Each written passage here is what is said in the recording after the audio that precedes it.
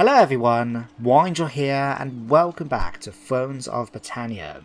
Now for those of my fans here in the UK, I hope you all had a good bank holiday weekend. I certainly did myself. Nice and relaxing, you know, especially since half term has now started up, which means a few more extra days off for me. So here we are back in Thrones of Britannia. Now, if you remember last time, we had a bit of luck. The main Sudreyar army has been focused over here in the west, where my ally the Oaknea have managed to smash them to pieces each time. So it means I've had a pretty much unopposed run through the Sudreyar territory over here to the east, and nabbing it for myself. Now my main army under the command of Eric is actually here attacking the province capital of Dunforfair. But I did remember I did this with Harkon at the end of the episode. Because the minor settlements don't have a garrison, I can send a small little unit like Harkon and his bodyguard to take the settlements without any opposition. We can just march them straight down here, we can occupy it straight away, and that's that done. Nice and easy. We've now taken the entire province, or we will do, once we've taken the capital here. So we should have had some siege equipment being built. I can't remember if it has been finished, or did I start last time? It has been built. So to be honest, I think I'm just going to auto-resolve this. The balance bar is very much in my favour. Nice and easy. And let me see. We're just going to go with a balanced tactic. While we did have the majority of archers, I didn't particularly want to run the risk of the fact that it could have made the argument that since we're fighting a defensive position, it could be more in the enemy's favour than mine. But we did win. We took a few casualties, but nothing really to worry about. And we'll go ahead and occupy the settlements. Here we go. Tribute, a growing share. The gifts of vanquished foes and respectful peers gladden your heart. More importantly, they will provide useful resources for further expansion and ensure the further support of your people. So now we've got tribute, we seem to have gone up another level, so it's now -4 to enemy morale in battle, and we get plus 12% money from markets in all our regions. And it sounds like the neighbour's dog is deciding to bark outside. Hope you guys don't get to hear that. Anyway, so that's that done. We can focus now and see what the other notifications were. In fact, I forgot about those. Okay. So, let's see, we finished the technology for melee specialists, so now we can get shield biters and place our Eastman fighters with Eastman warders. So now what do I want to do? Oh, we can actually get spear units now. Troop organization. A well-organized spear wall can force an enemy into detrimental positions, funneling them into situations that make them easier to kill. Drilling our spearmen in such tactics will make them sharper fighters. So we can actually make it so all my spear units have plus 15 melee skill. That could be quite useful. We've got 20% shield effectiveness for sword and axe infantry units. Good infantry defense is held by the correct use of the tools available to deflect attacks, hold ground and stay alive. Drilling soldiers and the best shield bearing tactics will improve their defensive abilities. Now, I have to double check, shield normally means that it makes any missile fire less effective, although I could be thinking about Medieval 2, because I've been playing a lot of that recently, as you guys know. So, offensive tactics. A tactical drilled force will always be better inflicting casualties than a disorganized one. Putting our swordsmen and axemen through their paces will improve strategies of damage output on the battlefield, so increasing our melee attack. And of course we've also got the civic ones as well. We've managed to pick up agriculture, and we can actually work on artistic advancements to get a +1 public order. But we're going to stick with hurting people. I think that's going to be the best one. Now, let me check my army composition a second, because at the end of the day, what's better for me? We do have 4 units of spearmen, including a unit now of spear hidemen, but we do have 6 units of axe and swordsmen. So you know what? Let's go for offensive tactics and improve our damage. Let's do that. In the meantime as well, we can upgrade these guys. Let's have a comparison note. If we retrain, what happens between them? The melee attack goes up slightly. So does charge bonus. Shield goes up, armor goes up, and morale. They don't get any other abilities though. To be honest, it's not that much of an improvement. I mean, it only go up by 3 upkeep, and it does give me a little bit of bonuses across the board. So you know what? Let's do it. There we go, we now got Eastman fighters. Just double check. Did they get anything new? Nope. Expert charge defense. I have to remember that. And shield castle. Okay. So that's the end of our turn, but then we can continue then with this army down towards the other Suzerain territories down here. We've got quite a few of them to go, including the former territory of the Avokla, before the Suzerain took them.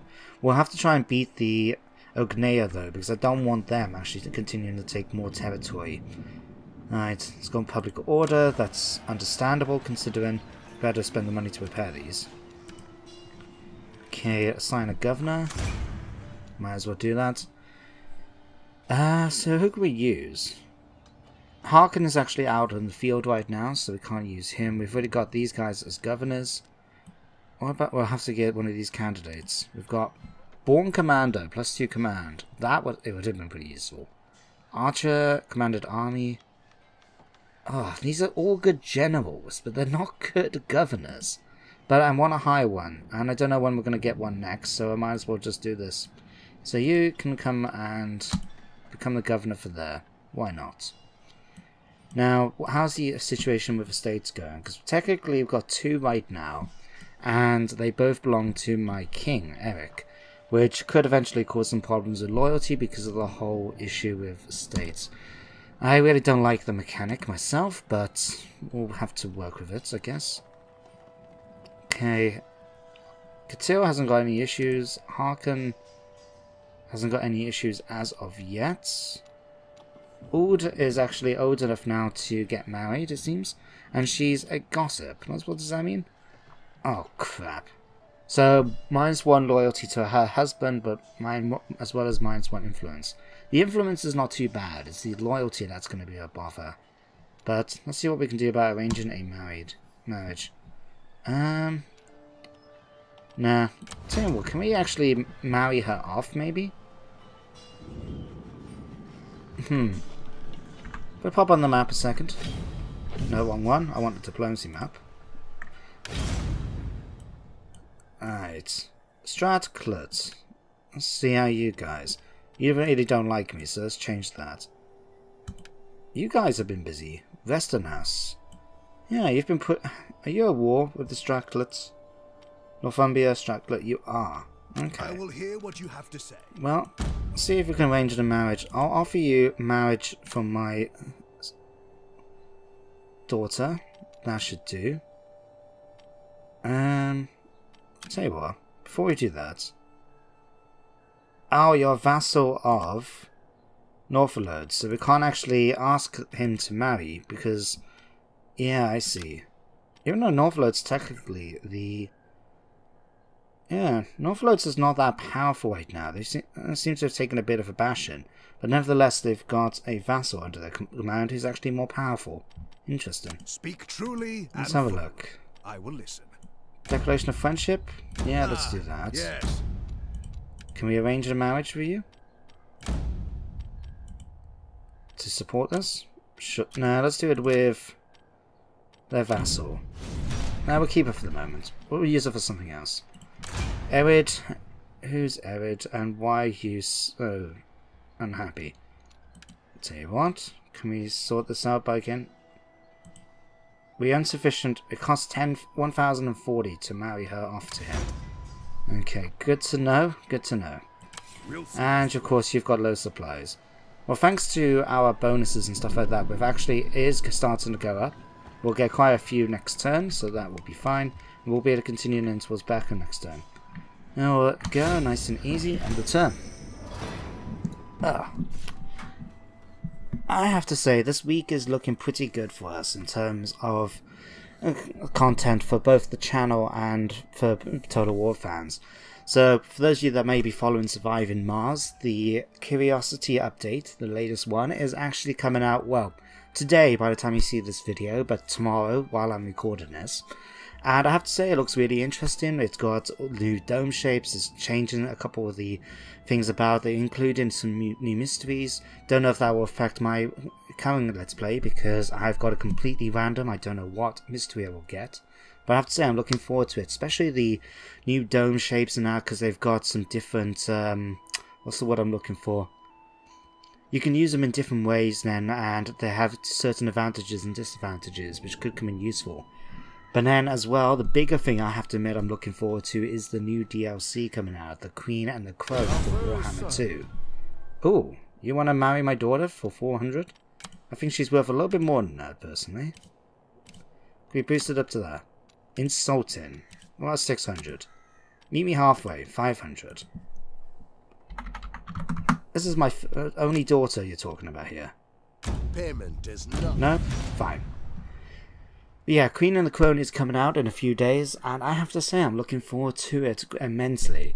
Hellebron was not the character I would have preferred to have personally for the Dark Elves. I would have preferred Marius Darkblade, but oh Christ, I probably got his name wrong. I know it's something Darkblade. He's quite interesting. He's a character that I thought would have been pretty cool because he's basically a dark elf that's been possessed by a demon that can possess him when he's asleep. So he has to just take potions to stay alive. He rides a cold one, and if you can, he could have had it so like an ability so when he drinks a potion he becomes a lot more powerful, but may be subject to frenzy or something like that. That would have been quite cool. I would have preferred that, but I suppose Hellebron is a good counterpart to oh, terrible names. Aphil, isn't it? The Everqueen. I'm trying to remember. But yeah, I'm looking forward to it, especially the Shadow King. He looks pretty interesting with his mechanics. Alright, let's have you come down here and attack Bracken. It also has potential for a future narrative let's play with the Shadow King. I could want to choose, like not a long one, but a short one. But I suppose it's got to wait. I've got other let's plays I'm in the works with at the moment, so it'd be on my to-do list. Okay, you've come here and we've attacked this. What's this? A wood forest. We've now got timber and plus 94 for industry.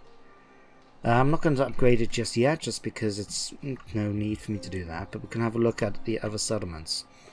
Especially here. Is it possible? It's probably not. I was wondering, would it be possible to actually change the building, perhaps? Like, well, we can't demolish it, can we? No, we can't demolish the main center one. Okay. I was just curious whether or not we could change it so it could maybe become then a religious building or something along those lines. But apparently not. Alright, we've got a thing, a church. What do we have mainly of, in fact? Plus food comes from farm, extra money from farm and markets. Extra markets. So something with either a farm or a market bonus would do pretty useful. 10% farm there. Okay. 10% for the market, I guess. That could be kind of useful. Let's go for a typical. Does reduce public order a little bit more. So really we could do something with improved public order. A thing could do the job quite nicely, or church could do even better. Let's go for a church, sure. I know religion is not that big a thing in here compared to Attila, which is an interesting change of pace for myself. But yeah, we'll be fine. Church can never do too harm. Well, in theory. Okay, Harkon, what can we do with you now? We do have enough food in that, so technically I could start a second army with him. We can take advantage of the moment we do have extra 10% unit replenishment because of the extra food that we do have. But could recruit some more units because we can now get access now to, where are they? Shield biters. They are pretty decent. Certainly a lot better than the other guys I can kind of get. They're double the upkeep though compared to my current Eastman Axemen. And yeah, they're smaller as well. But the melee stats in that are epic. Okay, well, I'll make sure to save up for those next turn then. We'll keep the money going for now though. Okay, Harkon, how much are you costing me in upkeep? 95. I'm going to ask you to disband. We don't need you right now. Now how do I do that? How do I do that? How do I disband you? There we go. Right. Erend, you still are not happy with me. Okay, why are you not happy with me? You're just not a loyal person anyway. Okay, we'll sort that out next turn. We'll see about maybe getting my daughter to marry him, or maybe give him one of the estates. I don't know. I suppose the estates would be a good way to actually keep him loyal. But, as I said, there's not a mechanic I'm a fan of. It's pretty obvious they've got some inspirations from Paradox. But it could just have been a bit, something different, you know? Or it could be a little bit more meaningful, like you have to keep the vassals in your thing happy rather than just using it, oh, you're a bit disloyal, you're not happy with the fact that I've got all the, you know, all the estates, despite the fact that I am the king. Fine, have one. Hey, okay, what are you guys doing? Well, they've got this tiny little fleet. There's only 5 units in that fleet. And they seem to be sailing around, but they're not going to be able to get far, I would say, because there's not going to be much in the way of port settlements that they're actually at war with at the moment, I would think. They would have joined me in the attack against the Sudreyar when I brought them to the war originally with the Fortriu. But yeah, I think they're just going to be sitting around not doing much.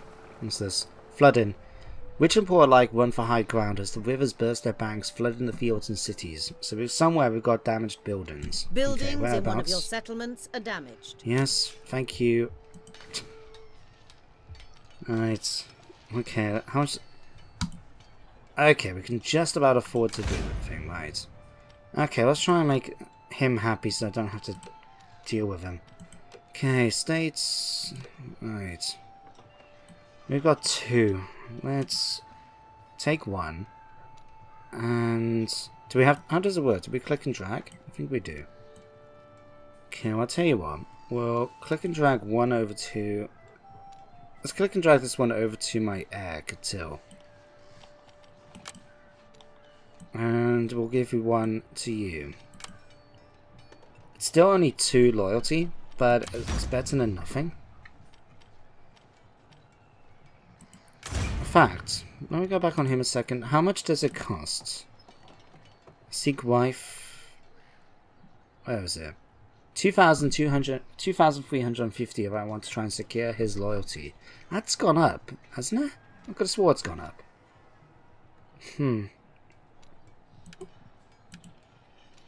Let's have a quick look at you a second.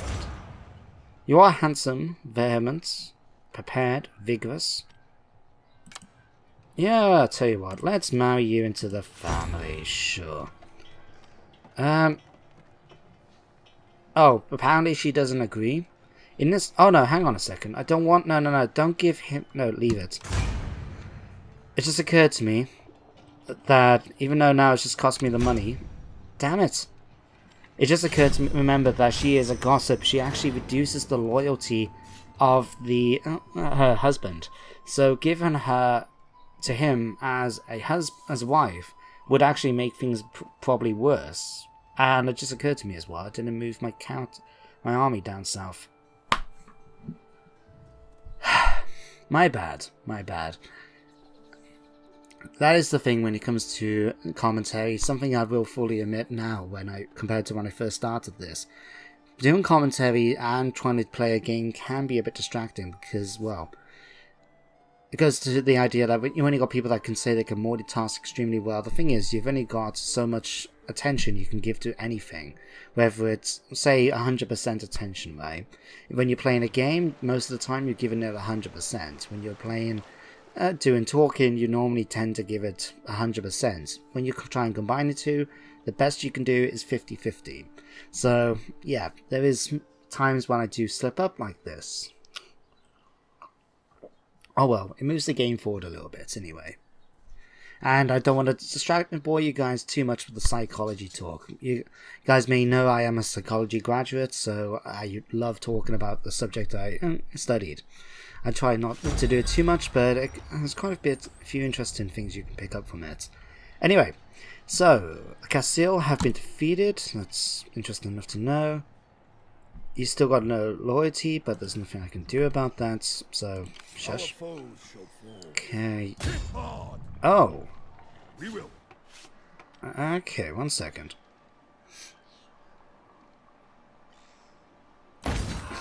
Let's sack it a second. Because we needed to sack something anyway. So in war, you take what you can. Your thing urged you to have your army sack an enemy settlement, showing no mercy. To demonstrate to the enemy just what they face, your warriors will strip it of everything of worth, kill or drive off the inhabitants, and then raze the place to the ground and salt the very earth. So now we get an extra 1,000 gold, which is nice. But it does seem like my thing has gone down a bit, so what we'll do, we'll just have Eric go off to here for the moment, and what we can do here then is actually ask Harkin to lead an army again. Again, doesn't cost anything, so we can just ask him to come straight up. And then next turn he can come over and start taking the minor settlements when we focus on the big ones. Nice, quick and easy. Unfortunately, we're now still in enemy terrain, so I can't actually ask him to boost his army a bit much. Harkin, you can only do that if you're in the settlements, but I've asked you to move forward, so we can't do that. Okay, that's fine. Let me see. I don't want to upgrade anything in here at the moment. I would rather try and focus on my main settlements, just because it's how I roll. I like working on my main settlements, considering if that was the king's capital, so to speak, you'd imagine that's where most of the money would go. So we got our thing, which reduces corruption. Nice. This one reduces it even more, but we don't need to worry about that right away. That will give me more food, but again, it's nothing for me to worry about too much. Let me see. Let's upgrade the salt pans. Why not? And let's do some more fields. Nah, let's spend on something else. What about, where's my other settlement? My other province looking like? Where are you? Here.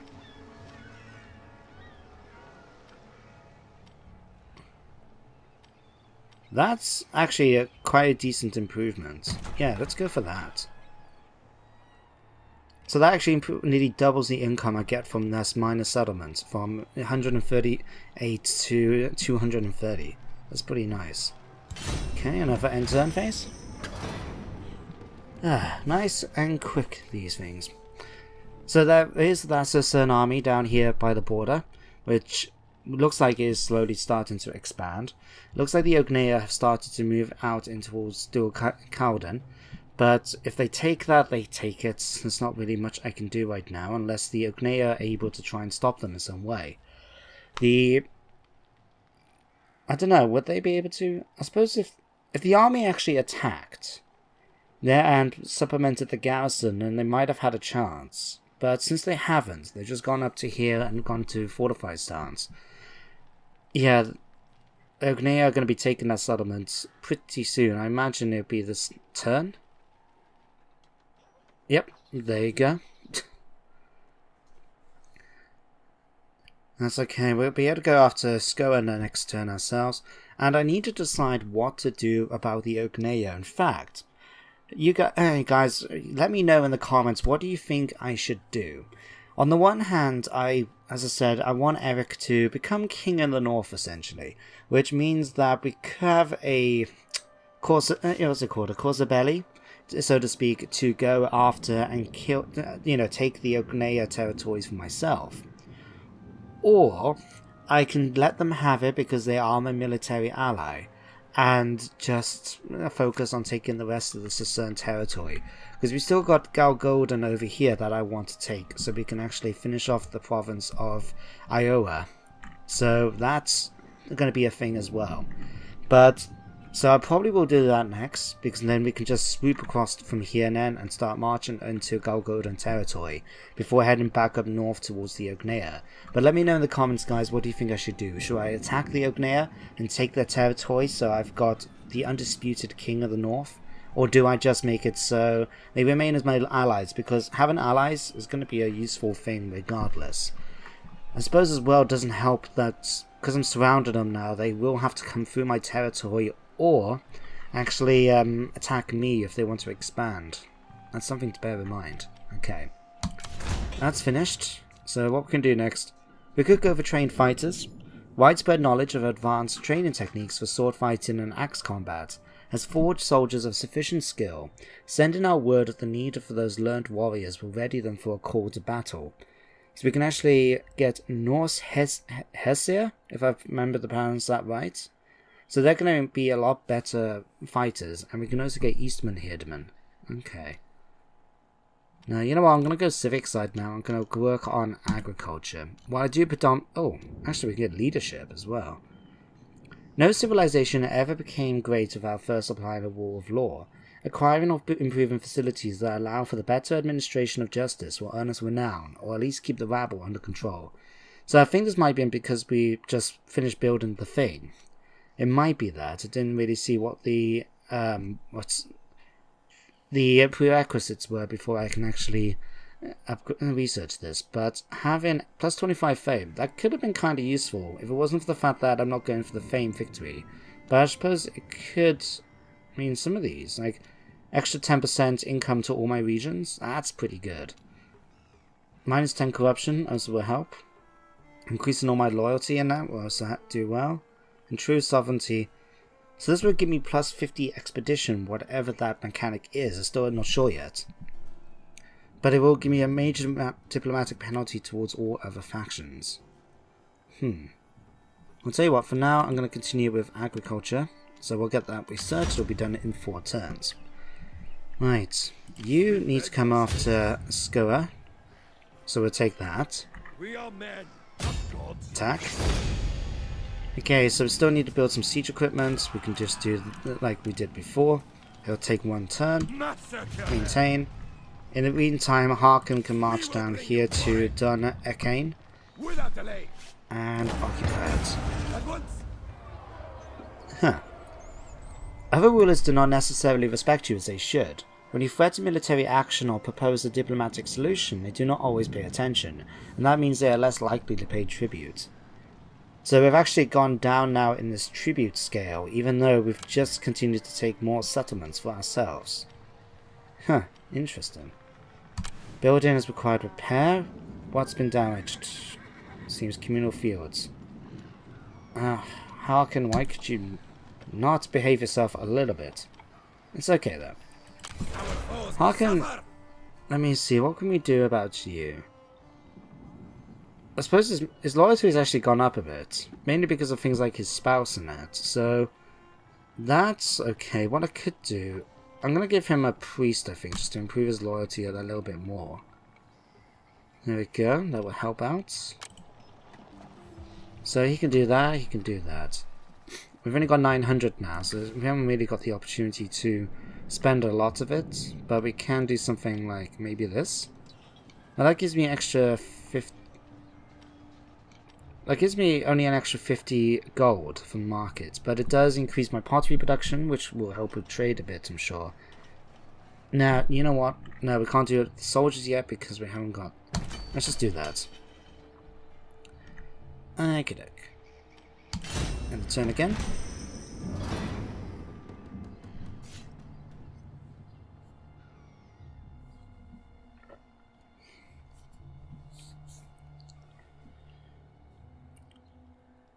Now something I could focus on doing with Harkon, well, once we've done the siege of course, is to go after... No, we can't do that because they've got the army here. If the Ogneya don't march down towards Duduin here, because while they've taken the major province settlement, their capital, they haven't taken the minor settlements yet, so if I can take them, then we would be in a strong position compared to the Ogneya. Because we've got the minor settlements in the region, which, while I would... Okay, never mind, they've marched out already. Okay, well that wasn't going to happen now, because they'll be able to get there before I do. So, that plan goes out the window. If they were going to stick around, then I guess say you can take the minor settlements. It won't necessarily starve them out, but it would at least... give me a little bit more territory for myself. But, let's have a look. Mondad, you are not happy with me. It's only 4% chance of rebellion, so I am going to hold on for the moment and just hope things get a little better. With the church going up, it will get to +2, so that will be okay. Cicerne itself is under risk of rebellion, that's to be expected. The Ogneya have taken... Oh, you cheeky sods. So that must have been where that little fleet was sailing around to, and they've taken the minor settlement here. But we still got Scotland we can go for next time. Okay. Right. Well, Harkin, there's not really much else we can ask you to do, so yet again, I'm going to have you disband. You guys can come here and attack the Major.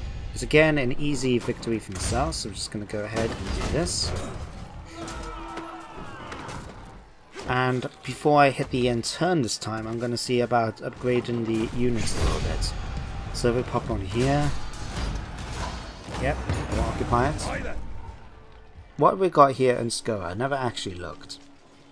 So we've got a long haul, which again, I don't know, I would have liked a little bit more variety, I guess, in the unit, in the main settlements.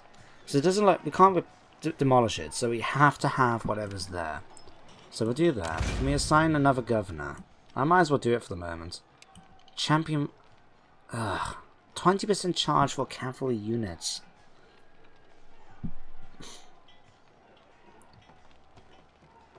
You know what? Let's use Oddcal. Just because the archers is all well and good, but that 20% is 50% is only going to be useful for a tiny faction of my army's composition.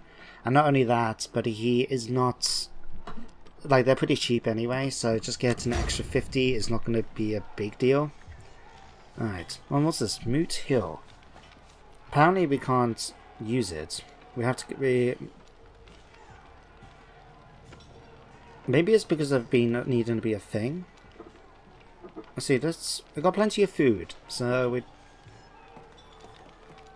let's prepare it for cheap first of all, and then I can have a look to see what we can do about it. Let's pop on here now and have a quick look at it again. Ooh, we can pick up some melee cav as well. So what do I want to get? Like, this will be... No, this is what I could get for the east... No, is it this one or this one? Eastman Champion... No, I can't... That's not the one. I was trying to find that one which it just said about in the research. If I pop back on research, let's just double check. Replace Norse warriors with Norse Herseer and Eastman Herdman. Okay. And it did say, yeah, they were both swords units, weren't they? Yeah, elite sword infantry, retinue sword infantry. Oh, okay. No, that's Hearthguard. Norse warriors. The Norse warriors would have been upgraded to Heerman if I did go for this. At Herseer, and we get Eastman Herdman. Okay. Which are these guys. Okay. Good to know. But we're going to go for a unit of shield biters because they are quite effective. If I had a little bit more money, I would go for another unit of melee cav just so we can have 2 units to go around, one to go around each flank. But for now, that's fine. We can just go for this. Okay. Yeah, we want to make sure to send the army down there next turn. Alright. And Stratclot. So this is my border, basically, I wanted to establish. If I take Dunduin, that would help out. And then we move out then towards Galgodin over to here. Okay. Enemy blood will flow. And Eled's gone up. This is the... I think that was the guy that was causing me trouble before, was it? Yes. Let's make sure then you get a priest in order to improve your loyalty here, friend. Okay. Nice and easy, enough end turn, and I will consider this point now the end of the episode. So far, taking Cern has actually been fairly easy. We haven't had to fight their army because the Ogneya have been defeating them for me, although this has meant, of course, that the Ogneya have been able to take settlement for... take territory for themselves. That's the word I was trying to think of. So that has been somewhat annoying, but... depending on what you guys think I should do for against them next time, then that's certainly something we can think about changing. We'll see. We'll see. But after we've dealt with the Cern, we can go after the Galgodin. Oh, what's this? So the Ogneya want me to go after Stratclot. No. I said I want them to remain a sort of a natural border between us and them. So going to war to them will defeat the point of that. Maybe at some point I can get maybe Harkon or one of my sons to go down there and do his own personal conquest. But for myself, I'm going to keep that natural border, and we'll focus then on being able to go after other coastal settlements. It might be nice, for example, once we take Galgordo and maybe the Oaknir, depending on what happens, to head down to Ireland and start dealing with the Dublin faction, the other Sea Kings faction. Anyway, we've now got a daughter. Catil has got a daughter. Cool. Okay. But there we go, guys and girls. I'm ending today's episode. Thank you very much for watching. I hope you join me next time. But until then, goodbye for now.